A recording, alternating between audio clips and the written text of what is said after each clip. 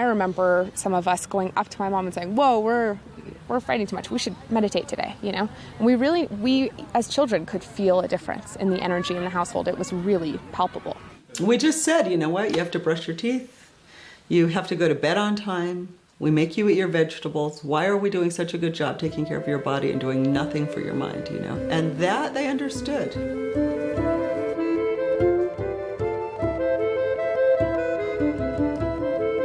Carrie Lee McLean schreef kinderboeken die inmiddels wereldwijd gelezen worden. Ze werd op haar 15e student van Chogyam Trungpa en studeerde aan de door hem opgerichte Naropa Universiteit in Boulder. Daar leerde ze haar eerste man kennen. Na enkele jaren werd haar man ernstig ziek en het huwelijk eindigde in een drama.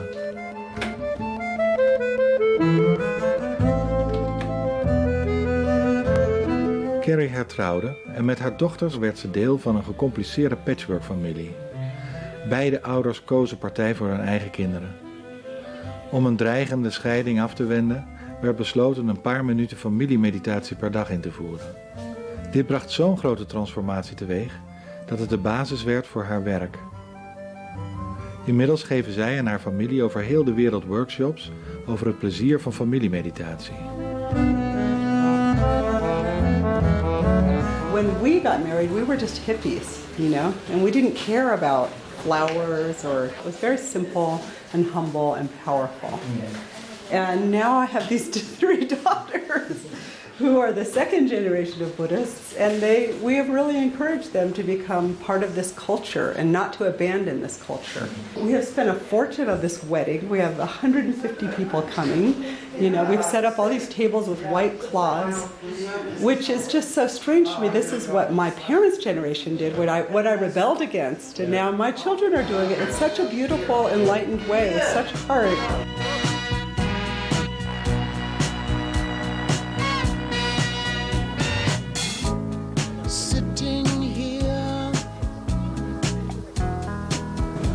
I'm kind of, one thing that I'm worried about is the name change thing. I'm not worried, but that's going to be difficult, I think. To be Tessa Ladendorf? Yeah. Hey, at least it has a musical ring to it. Let's get married today. Let's get married. Gonna get married. Married today. Let's get married. So the people who hosted me in Boulder in 1974 for the opening of Naropa they were students of Trungpa Rinpoche who opened Naropa University and insisted that I come and meet him. Then we met and I said, "You know me, don't you?" And he said, "That's right, I know you. We're really old friends, really old friends." And then he looked me up and down and started laughing as if he could not believe what had become of me. Don't you give me your hand. Oh, baby.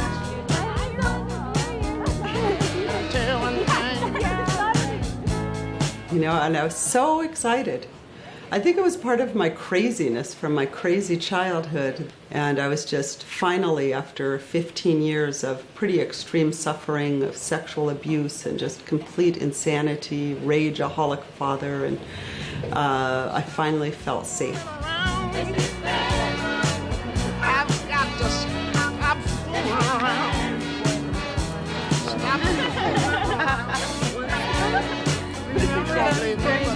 I was working at Naropa University, and I got a phone call from this British gentleman who needed help with a visa. He wanted to become a student at Naropa. I went to register at Naropa University, and it was Kerry who was doing it, so we talked. And I went around the office, I told everybody, "There's a British man coming, and I'm going to marry him and stay away from him because he's mine." I went to the big competition, you know. And he came, and we fell in love. And within 6 months, I got pregnant. Anyway, so eventually we ended up getting married. I just don't remember all those sort of details. There was perhaps some emotions, and then we got married. It's That's not right. There was a child at some point. We have a lot of harmony between us, and we just loved studying the Dharma together, being with Rinpoche together, being in this community together. So we had a lot of good times. I mean, it was a very good time. It was great. Yeah, we got on very well, and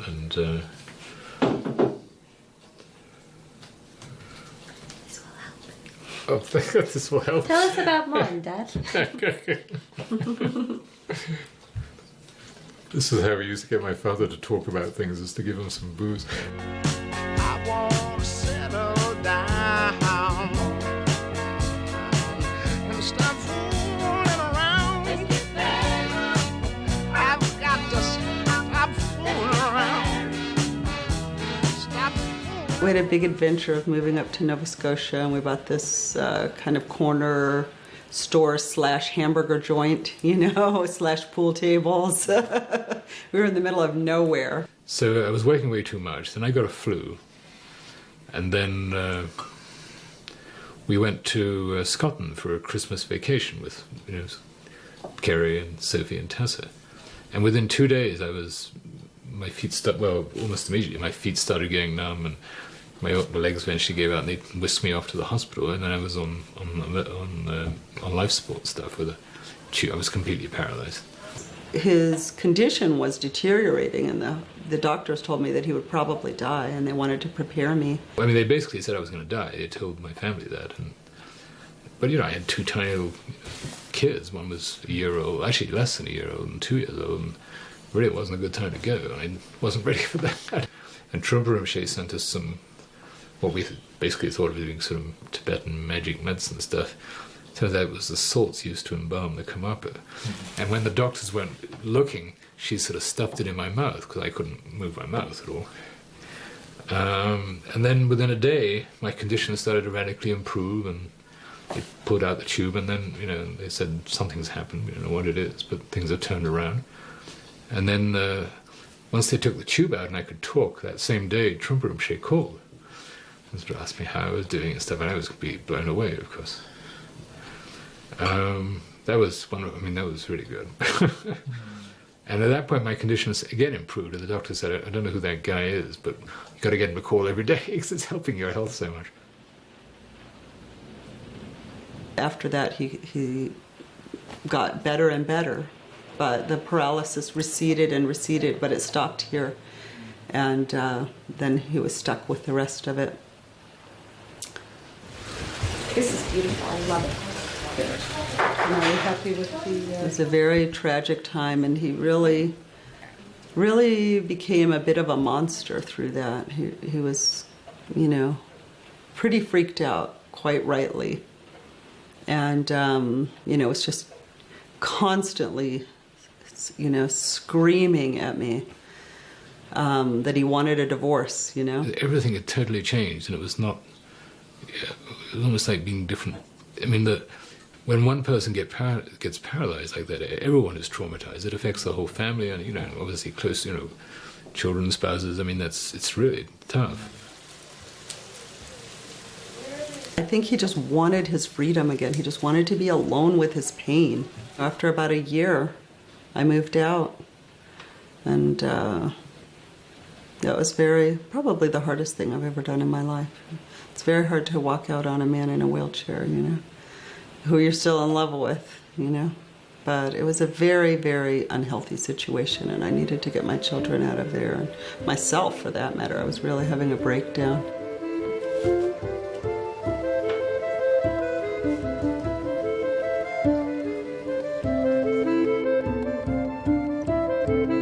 I remember the outside of the hospital, but not the inside. I remember that everyone would go inside, and if it was sort of maybe too intense of a situation or something, or there were important conversations that I shouldn't hear, then I would play outside, and there's this green hill. I think that's probably what actually kept me alive, honestly. It was, having these kids there. Mm. And I remember Tessa sort of coming up and grabbing my face at one point when I couldn't move or say anything, but it was very sweet, yeah. Mm. So that was a very good reason to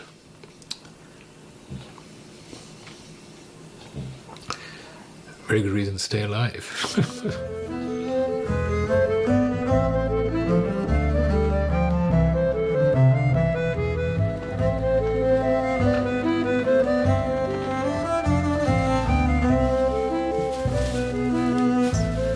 You know, can you imagine being this handsome, charming, intelligent, wealthy, really charmed British person? He needed money for a business. His father gave him the money. You know, everything, his whole life just came to him very easily. And suddenly it was all taken away in one moment.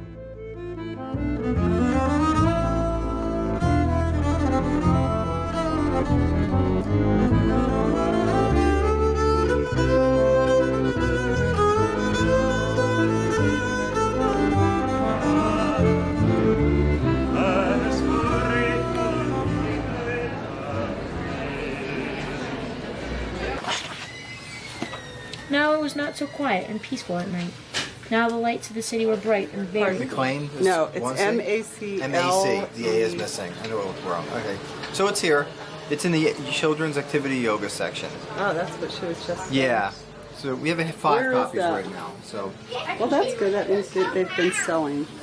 Peaceful Piggy just came out in Japanese, which is exciting. But yeah, it's all across the United States. And Moody Cow was published by Wisdom, so it's being released throughout Europe. Hi. Here's Peaceful Piggy Meditation. And Moody Cow Meditates.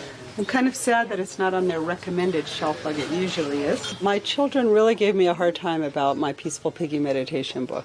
They just thought it was way too preachy. And they said, "Give me a bucket, Mom. I'm going to throw up." And I listened to that. That's my wisdom. It's not that I'm a great writer or a great artist, but I do what they tell me to do. They understand children. Yeah. So I finally started writing a completely different series. And in each one, I starred my 5 children as the Colorado Sky Piggies and just tried to remember funny things that they've done.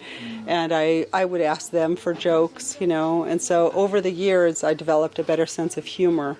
And then finally, I was able to do spiritual books for children that wouldn't gag my children. So many parents come to me from many different cultures with the same complaint. Could you please write a book for my kid who is not a peaceful piggy? You know, something that they can relate to and something that deals directly with their anger and their emotionalism and just their raw, kind of almost savage barbarianism that kids can get into sometimes. And so I came up with Moody Cow Meditates. Really, really played up the humor in that one, used humor to help kids laugh at how angry they can get.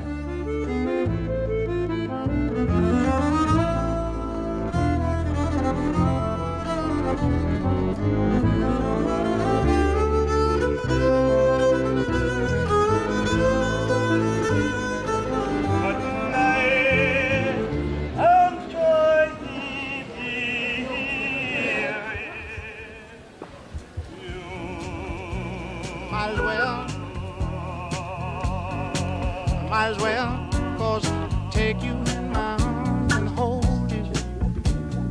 Take you in my arms. Receive this, warrior gentleman. Yeah. We should all be standing. We should all be standing. Should they be facing each other? I think they should be facing me. In fact, and what I'll do. Sue you, baby, want to sue you, baby, want to love you, baby, want to love you, baby, want to understand you, baby. Like this with that over it, or something like this. I think that'll always be color. Try to understand your loving way. I never realized what a control freak I was before this. So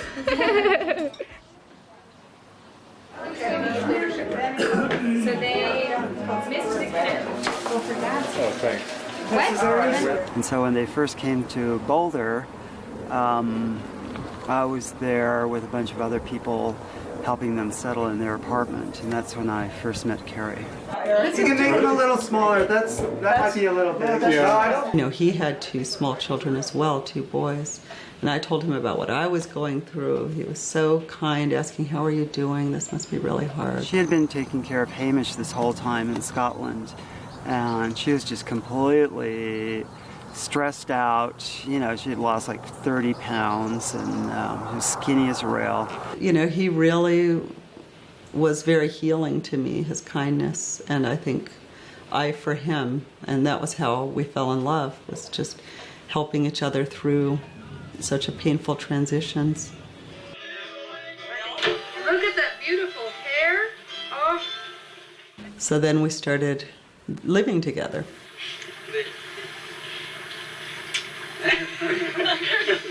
So I think we had about 6 months of heaven there while Kelly was a baby. Then we all moved in and it was instant hell.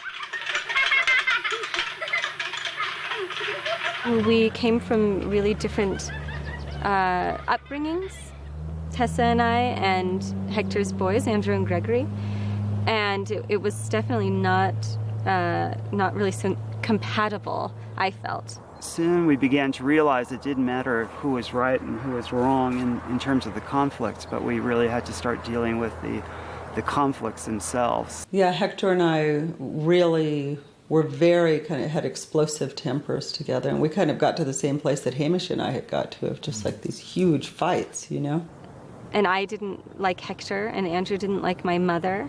You know, don't have your kids do that to my kid kind of thing, you know? My mother had to raise 10 kids on her own, so she did it military style, you know, which is the only way, you know, you have to go along with the rules. Otherwise, it's complete chaos. You know, just normal childhood. Not getting along for whatever reason. Who gets the remote? Nothing in particular. Who gets the remote? That was a big one. Who gets to control the TV? I think it got to the point that it was maybe unbearable for all of us. You know, we just weren't happy together.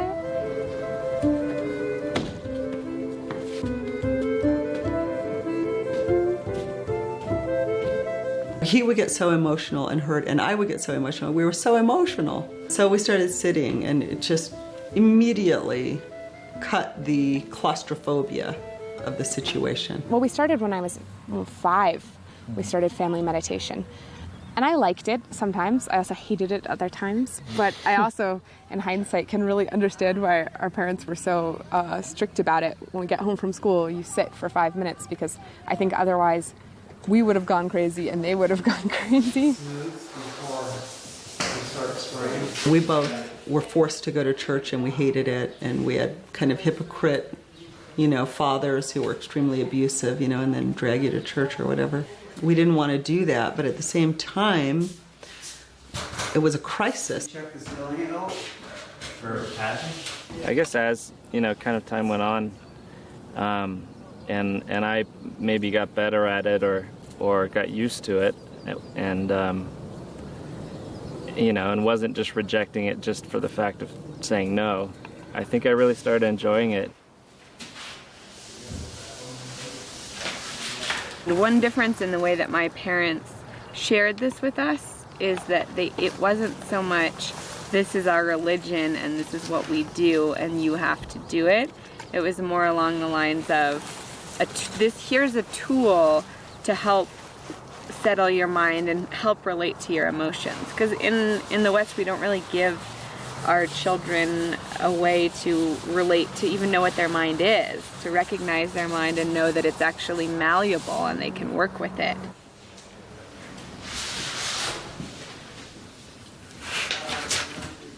I was pretty young when we started doing that, so of course it was hard for me to sit still, and I would sometimes just daydream.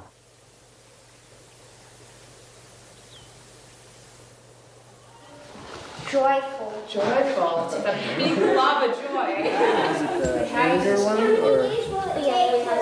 This was the angry one? Yeah, this one is really cool. I would get really mad. I had a very hot temper as a kid. And at a certain point, I started to realize I could let it go instead of jumping into it. And I actually would say to my mom, like I was really angry or sad about something, I'd be like, I'm going to meditate. And I would just go sit in my room for 5 or 10 minutes without even being asked to. We're on the windowsill to drive every time the shrine. Maybe before I begin the meditation, I also just wanted to just again mention that the parents' rights of passage weren't quite so me first, screw you, I'm going to get what I want out of you. You know, and that really is where most of the battles with children come from. And they seemed to like each other a little better. You know, I just really believe that their hearts were opening.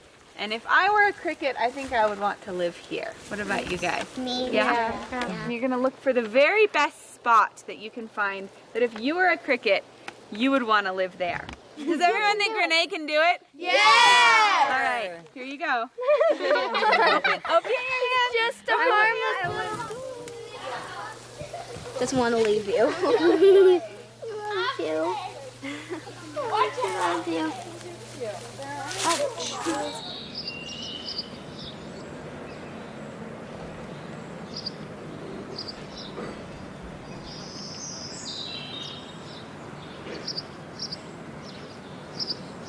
There was something to fight against in that it was boring and we wanted to play. But then there was nothing to fight against with the intention, because it was really coming from love. My mother and Hector were very clear, we're going to be together, you know, whether you like it or not.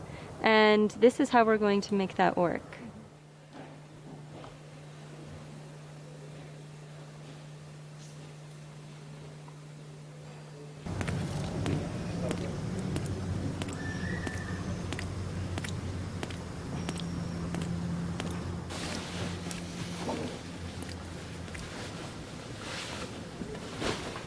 How on earth do you really deal with that? I actually honestly don't know. I mean, meditation clearly helps. I mean, it's, you know, you have at least a chance, a much better chance, and occasionally you pull it off, of sort of noticing what your mind's doing and sort of coming back to a sort of to the present moment.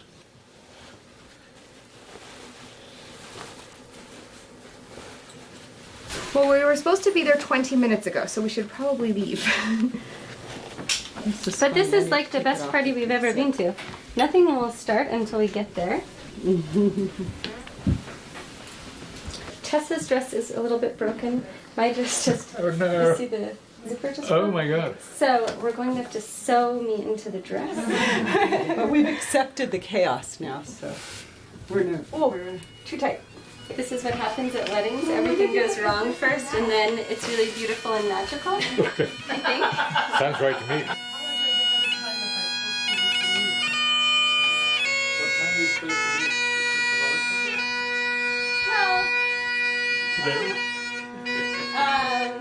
I'm gonna head down there, okay? Sorry, we're running late, Dad. Oh, no problem. We'll meet you over.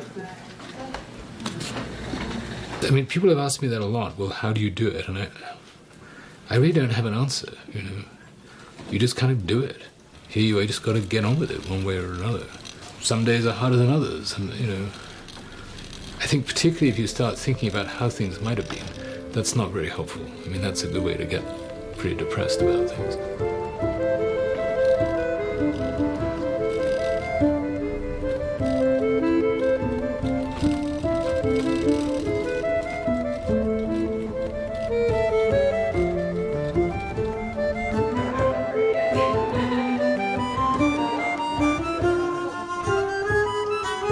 I feel like I'm on the edge of a cliff and my baby is about to jump off.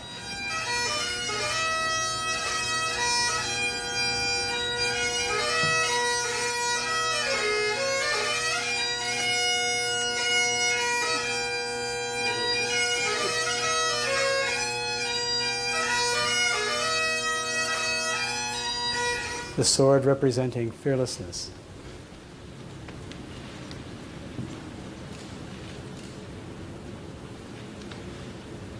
We drink this water so that we may promote the way of true household.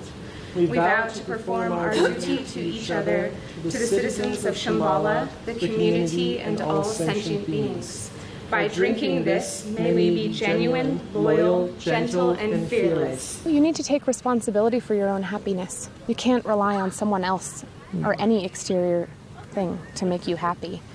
So, and you have to take responsibility for your own sanity, and your own mind. So we're committed to practicing, meditating, working with our minds so that when we do get into heated situations, we have that gap, that space where you can step back and say, okay, maybe I don't need to indulge in it. Do you, Tessa Elizabeth McLaren, Kensei Lamo, receive this Shambhala warrior to be your husband and heart companion on the path of true Dharma? And too enthusiastic. do you, Sasha Alexander Ladendorf, receive this Shambhala Wangmo to be your wife and heart companion on the path of true Dharma? Hi!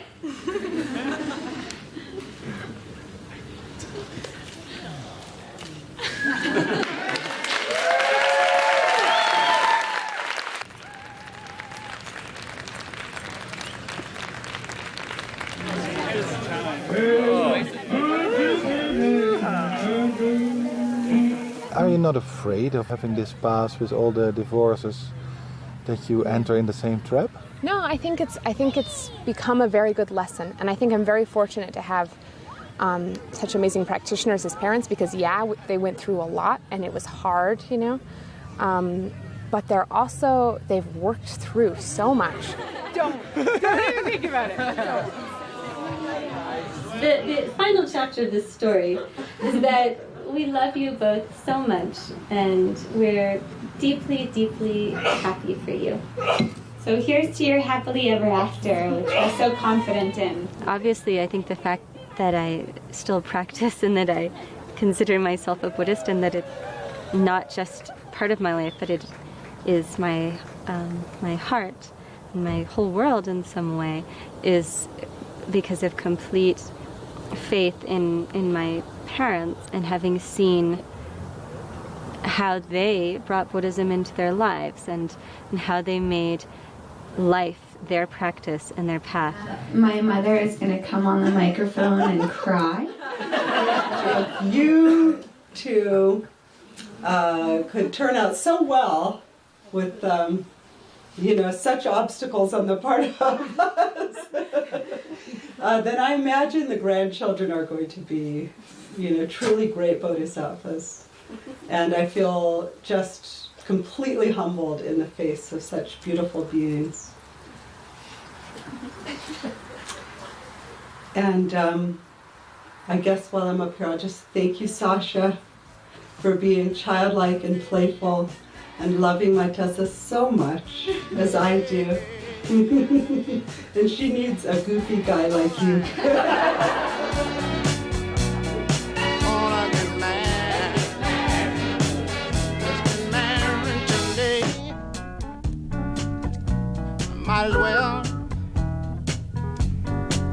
Might as well, cause I take you in my arms and hold you. I take you in